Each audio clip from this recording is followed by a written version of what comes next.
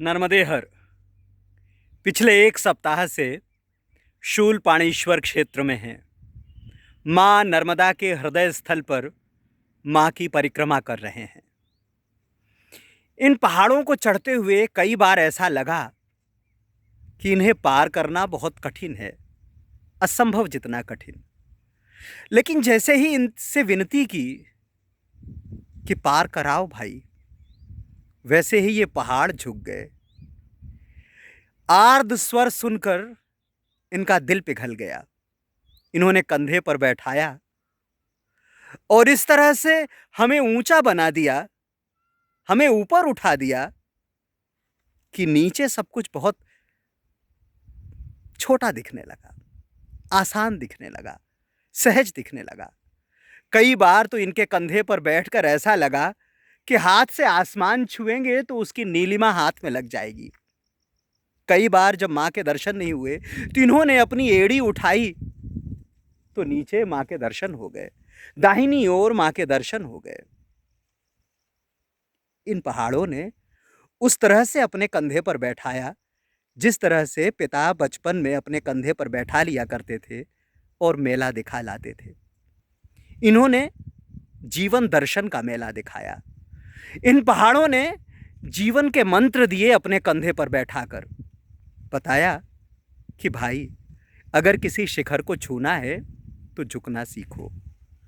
बिना झुके ऊपर नहीं चढ़ पाओगे।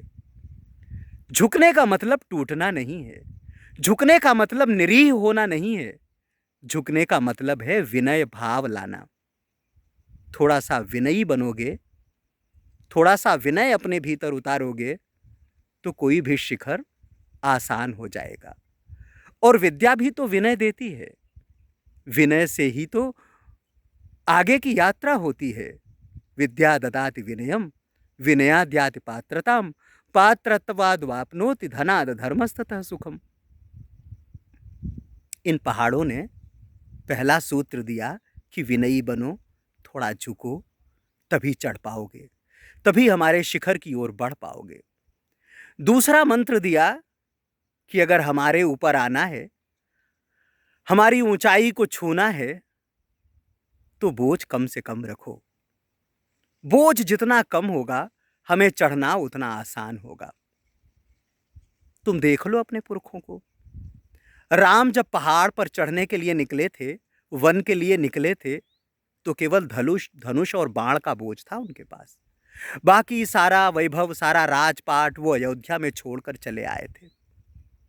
और धनुष बाण बोझ नहीं था, उनके शरीर का हिस्सा था। उसी धनुष बाण से उन्होंने बाद में विश्व विजयी होने का संकल्प पूरा किया। उसी धनुष बाण से उन्होंने रावण को पराजित किया। राम के बाद कृष्ण ने भी सारा बोझ अपने शरीर से उतारा, तब पहाड़ पर चढ़े। केवल एक बांसुरी थी उनके पास। वो बांसुरी भी ऐसी नहीं थी कि वो उन्हें बोझ लगे। वो बांसुरी उनके अधर का श्रृंगार थी। वो बांसुरी ऐसी थी जिसे बजाकर वे सारे संसार को लुभा लेते थे।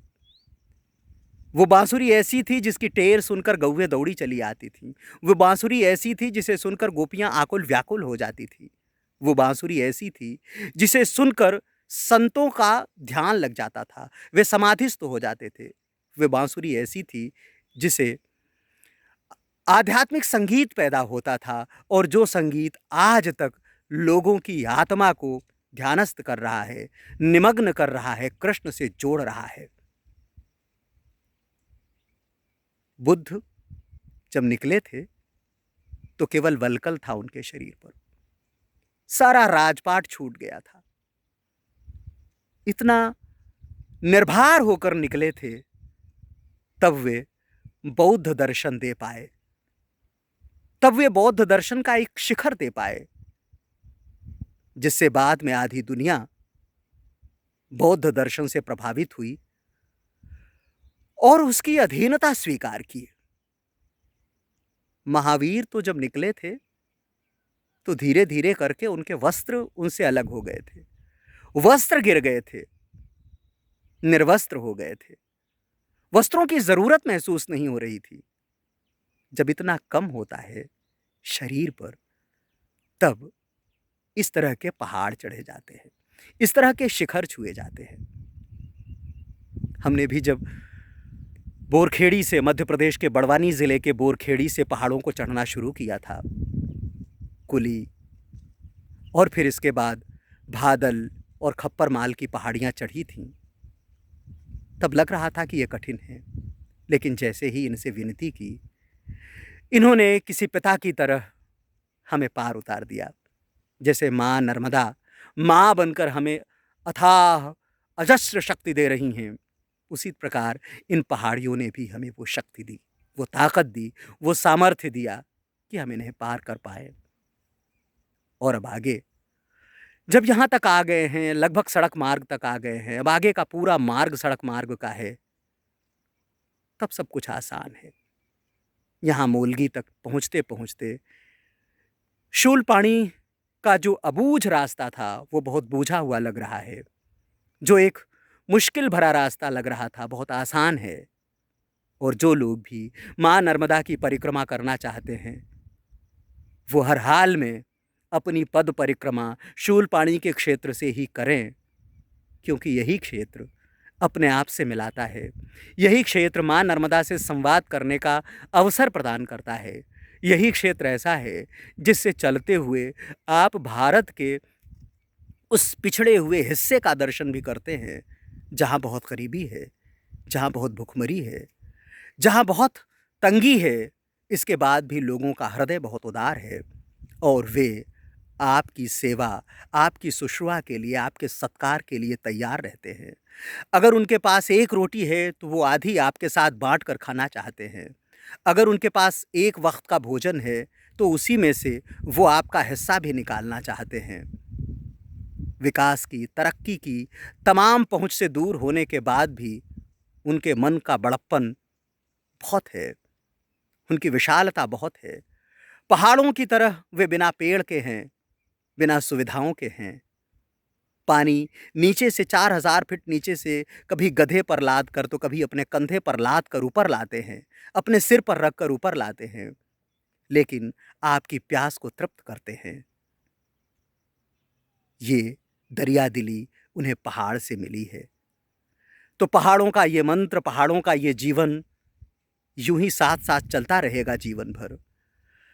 जब भी मुश्किलें आएंगी और जब भी मन हताश होगा, तब तब ये पहाड़ हमें बताएंगे कि बहुत कुछ पिछड़ापन, बहुत कुछ गरीबी, बहुत कुछ मुश्किलें आप पीछे छोड़ आए हो। ज़रा उन्हें याद करो तो आपका जीवन बहुत आसान लगेगा। अब आगे माँ नर्मदा के संगम की तरफ बढ़ेंगे। कुछ ही दूर से गुजरात शुरू हो जाएगा और माँ नर्मदा के सागर में समाने का दृश्य भी सामने होगा। सागर से मिलन की अभूतपूर्व घड़ी भी बिल्कुल करीब आ गई है। उसकी तरफ बढ़ते हैं। ये पहाड़ हमें इसी तरह से विनयी बनाते रहें, झुकना सिखाते रहें। ये पहाड़ इसी तरह से हमें ताकत देते रहें, हमें ऊंचा बनाते रहें। नर्मदे हर।